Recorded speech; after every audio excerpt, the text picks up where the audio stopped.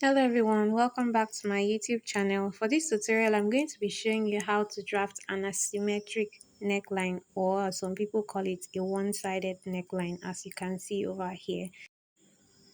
So I have my already drafted pattern here. This is a princess dart bustier. If you'd like to know how to do this, then check my previous video. I already posted a tutorial on this. So I have my basic neckline here already that I used 4 inches by 4 inches. This is just a guide. I'm going to be adjusting this when I'm carving out the neckline. As you can see, the bust dart has already been imputed on paper, so this will give me fittings on my bust area on the dress. So with me here is my tracing wheel. You need a tracing wheel for this, and you need to work on a wood surface. I prefer a wood surface because it helps the tracing wheel to penetrate into the paper onto the second layer of the paper.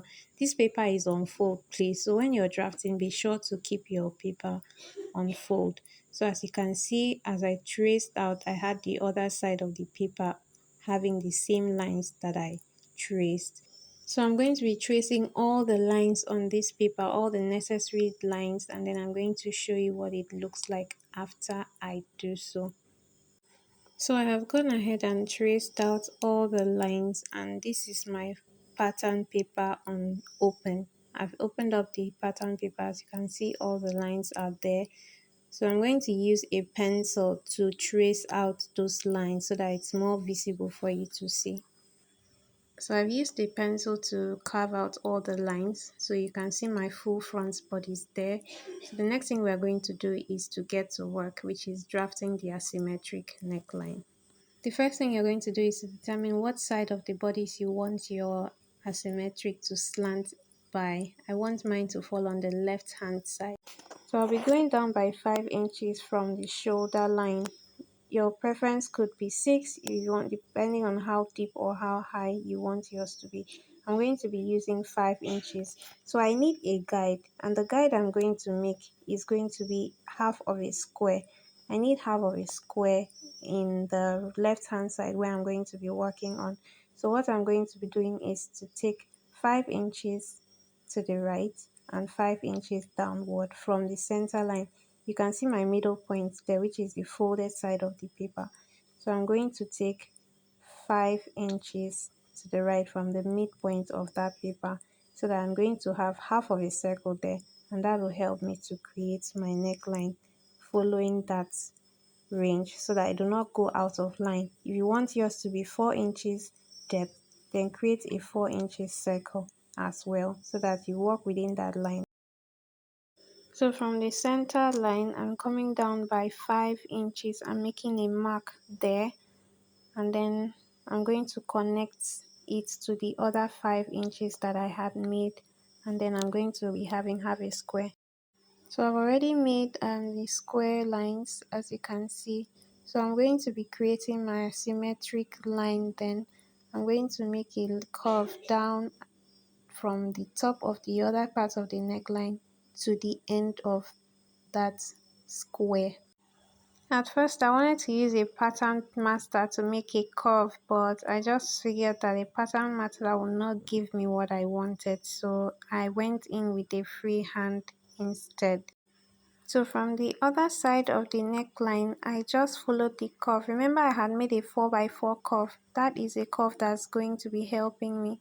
So I just made a freehand curve like so from the other side of the neckline into the other side where the asymmetric is going to reflect.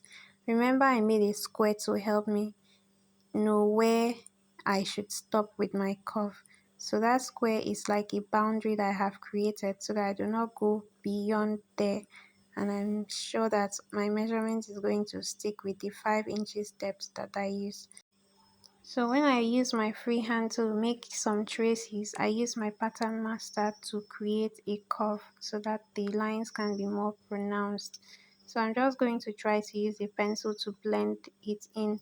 Please look at the style at hand while you are doing this so that you make sure you get a perfect replica of what you're trying to recreate. So I had my style inspiration on one hand, and I was trying to create this curve. So I noticed something, that I had used a 5 by 5 on the other side, which means that my shoulder line is going to be having a 5 inches width on the left side of the pattern. So I had to adjust the right side of the pattern to 5 inches as well for the neck width. Remember that at the beginning of the video, my neck width was 4 inches. So if I'm using a 5 inches width for the left side of the pattern where my asymmetric is going to be, I have to adjust the right side of the pattern to also carry a 5 inches width. So this even makes it easier for my curve, because I'm going to extend that line and I'm going to make a curve directly to blend into the other side. So just work with your pattern, look at your style, inspiration at hand, and make sure that you're creating the exact replica of what you're seeing. This is why pattern drafting is very, very important. So I erased every other line that I had and created the curve perfectly for you to see. So I retraced those lines with my pencil. As you can see, I did not go beyond the 4 inches I had used for the neck width, the neck depth. I did not go beyond that. That is why creating a neckline on your pattern is very important. It gives you a guide so that you do not end up having an overexposed neckline. If you measure the other side of the neckline, you're going to be having 5 inches as the depth there, because I stuck to the boundaries that I kept. So this is how you create an asymmetric neckline. Understand that there are so many types of asymmetric neckline, so you can just look at it and think about it as if you're making a drawing, and you can create a direct replica of what you want, or an exact replica of what you're aiming for. So this is what I had at the end of this sewing process. If you want your neckline to be deeper, please go deeper. If you want it to be higher, you can also adjust your measurements accordingly. If this video was helpful, please like, share, and subscribe to the channel. Thank you. See you in my next video. Bye.